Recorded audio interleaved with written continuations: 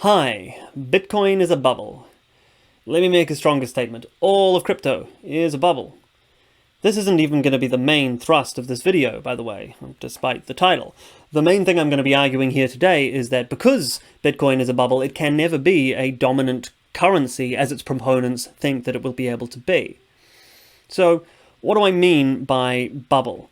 Well, a common definition is simply a thing which has a price that shoots up and then pretty quickly shoots back down again. That's a very vague definition, and it would be trivial to show that Bitcoin fits this definition. People have seen it shoot up and shoot down many times, and it's presumably, we all agree that it's going to happen again. However, I think there's a deeper meaning of bubble that gives us a sort of a more mechanical understanding of what's happening in the situations we generally refer to as bubbles.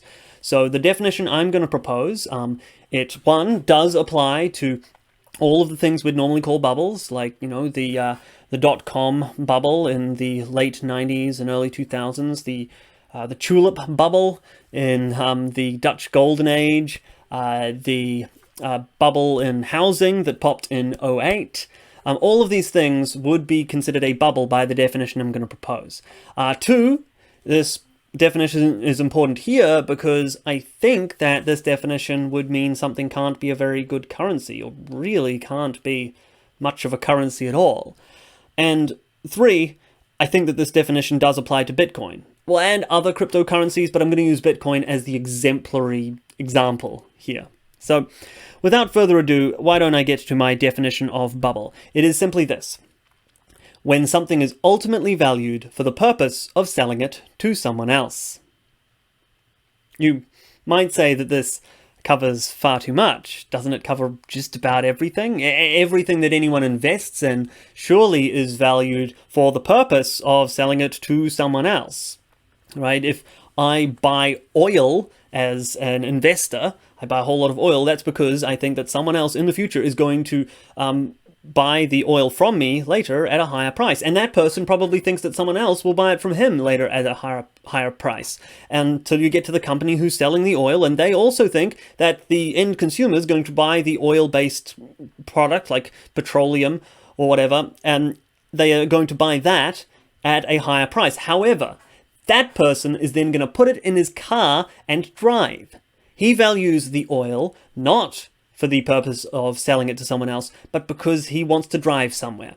And that's what I mean when I say that a bubble is when something is ultimately valued for the purpose of selling it to someone else.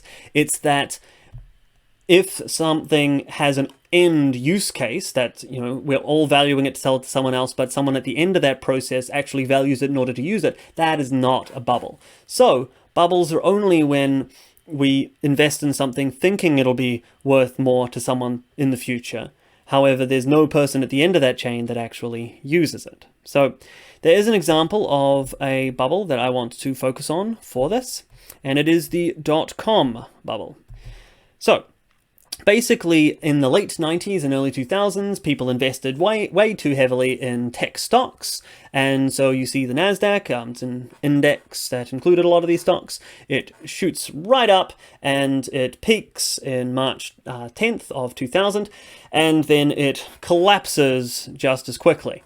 What happened there is people realized that these internet companies were not going to produce as much value for the end user as they thought that they would. And therefore, they pulled their money out, realizing that, well, the end user values it less, therefore the person before him should, therefore the person before him should, and so we're over-investing in this stock. And that's what I mean when I say that it is a bubble, because while some of those companies did go on to produce a lot of value for the end user, a lot of the value that was placed in those stocks was based on some end use case that just didn't exist. And so it was therefore, to that extent, a bubble. Okay, so now we know what a bubble is. It's a situation in which something is valued for the purpose of selling it on, and crucially not for some ultimate use value or consumption value. So, does this apply to Bitcoin? Well, yes, obviously. I mean, pretty much any time you've heard Bitcoin pitched to you, it's because someone said, oh, you get in now before the price goes even higher. Well, there's no end use case for Bitcoin, right? There's no person at the end of this process who actually goes, well, I've got this Bitcoin, but instead of selling it to someone else, I'm going to use it. I mean, that doesn't happen. Now, that's different from a real good like oil or gold, where there is an end user that the service is provided to. So, that is a bubble by definition. Just whether or not it will make a good currency, Bitcoin and other cryptocurrencies clearly bubbles. Okay, that in and of itself doesn't necessarily mean that Bitcoin can't be a viable and dominant money, but I want to argue that, in fact, this does mean that. So the problem is stability. Anything that's going to be used primarily as money needs to be stable. It needs to have some predictable price going into the future. Now, the reason that it needs to have this is, let's say you're organizing, some contract with your employer. You're going to need to know whether the price that you arrange with your employer for your labor, your wage, is that going to be enough to cover your food the next day, and is it going to be enough to cover your mortgage going years and years into the future? Right? So therefore, whatever thing you denominate your arranged compensation in, it needs to be something that you can predict the value of going into the future. And therefore, if Bitcoin is not stable, it can never be a dominant currency.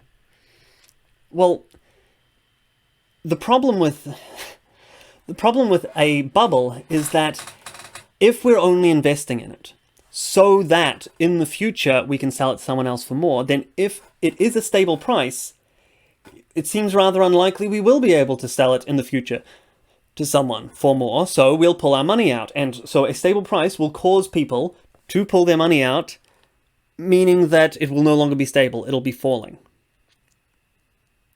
That's the death knell for a currency. If everyone who invests in it will pull out as soon as it's stabilized, causing it not to be stable, it can never become stable. If we look empirically at the evidence, this is also exactly what we see.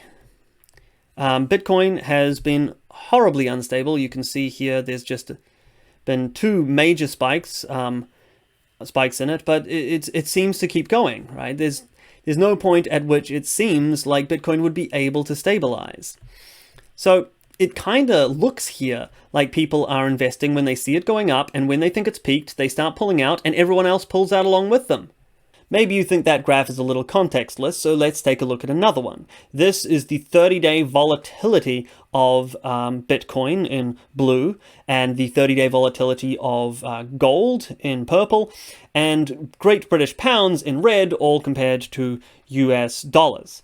So if you're not familiar, by the way, with what 30-day volatility is, basically the higher one of these lines is, the more that thing changed in value in the last 30 days. Simple as. The first thing that you'll notice about this is that Bitcoin's line is significantly higher than the other two. So it's more volatile. The second thing you'll notice is that the volatility is not even stable. So it's not like you can get some consistent trajectory and have a predictable value based on that. It is an unpredictable value, especially as you compare it to fiat currency and gold, a thing that is used and has been used as currency respectively. So this is exactly the kind of thing that we would expect if Bitcoin is a bubble, as I describe it, and if a bubble cannot be a viable currency, as I've explained. So the empirical reality fits what I've been describing here. Now, this, I think, is a death blow for Bitcoin, which I'll get to why that's a serious worry for me in a little bit. But first, I want to handle some objections. So the first objection that I want to go with is, well, gold does have a use case, Danny, but it's mostly not valued for that use case. It's mostly an investment. So isn't gold mostly a bubble by your definition? That proves your bubbles can be stable enough to be currencies. Well, no. Actually, the problem with that is it's wrong. If you take a look, this is from 2013, but I don't think it's changed all that much. But if you take a look at the uses of gold, it seems like it's the largest one's jewelry. And if you add in electronics, other industrial and dentistry, you've got a solid majority right there. there is a significant amount of investment, assuming total bar and coin plus official sector purchases are all investments. But despite the fact that there's a lot of investment, that's not the majority of it. So that's simply wrong to say that gold is not primarily valued for its use case. It is. Additionally, gold does have a non-trivial amount of volatility, which you can see here compared to fiat currency, it seems.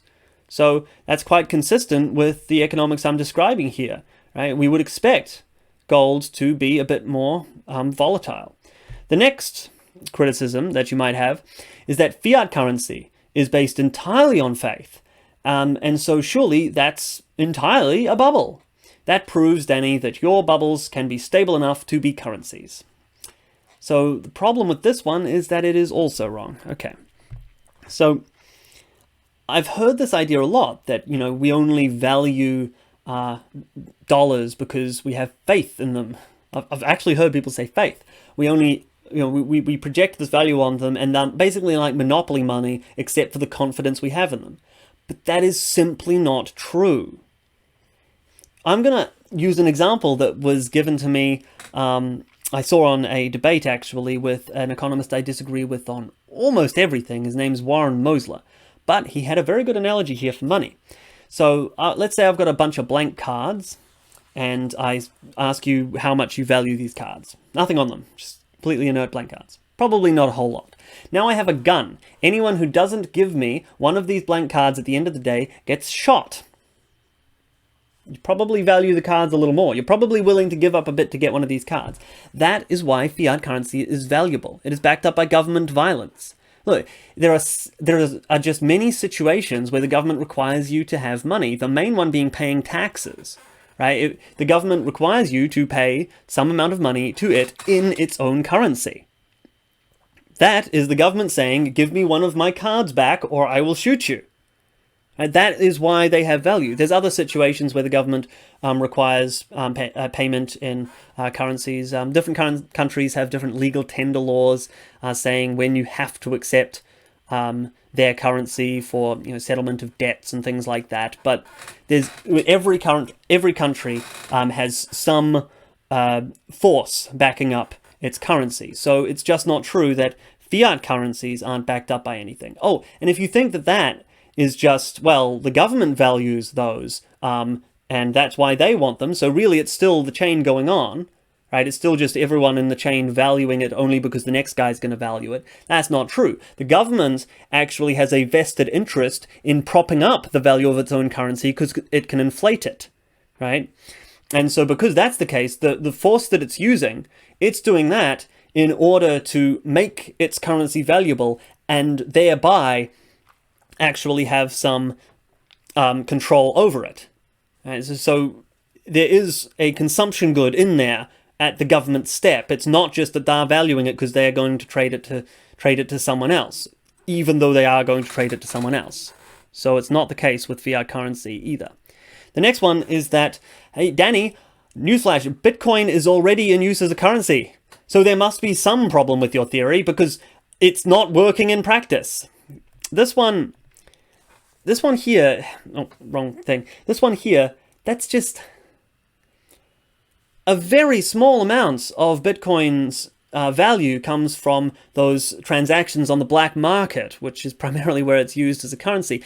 And the price that they are the value they're trading in those transactions, it is entirely propped up by the speculation of those investors investing in Bitcoin because they think that it's going to be worth more in the future. That's what's giving it the value for them to trade in the first place. Those people go away, that the people on the black market can no longer trade using Bitcoin because there just won't be value in it. Okay, so that's essentially my argument as to why Bitcoin cannot be primarily a currency and can certainly never be a dominant world currency. This is a serious problem if you were a libertarian, because, boy howdy, the libertarians seem to have gone all in on the whole Bitcoin thing. Just about every libertarian YouTuber and blogger and podcaster or what have you have done their piece on how the Argorist-fueled Bitcoin revolution is going to defeat the state next week. That's an exaggeration, but it's not that much of an exaggeration. What I'm saying is that libertarians have gone all in on Bitcoin with notable few exceptions, and if it becomes apparent to everyone that it is a crock of shit, we are going to look really bad. If libertarians don't understand economics, well, we base a lot of our arguments on economics. If we're seen to not understand that, we're going to lose a shit ton of street cred. Anyway, that is my argument as to why I think Bitcoin cannot be a currency, fundamentally. And why I think that that is a serious danger for libertarians if we don't change course rather fucking quickly. Thank God for people like Peter Schiff who have been opposing Bitcoin from the start. But maybe I'm wrong. So what I'm going to do is, after I post this video, I'm just going to collect the comments on whatever platform you happen to be commenting it on. I'll collect some from BitChute and from YouTube and maybe even some from Twitter. And I will try to make a response to all of the comments I get, and maybe the next video that I make is going to be one about how I was wrong, and here's how Bitcoin actually is a great currency, and I'll be helping you shill your Bitcoins. Or maybe it's going to be a video titled, Bitcoin is still a bubble, and I'm going to be responding to all of those comments that I got. So either way, I'm looking forward to talking to you next time. This has been Sober Version of Danny. Thanks for stopping by. See you.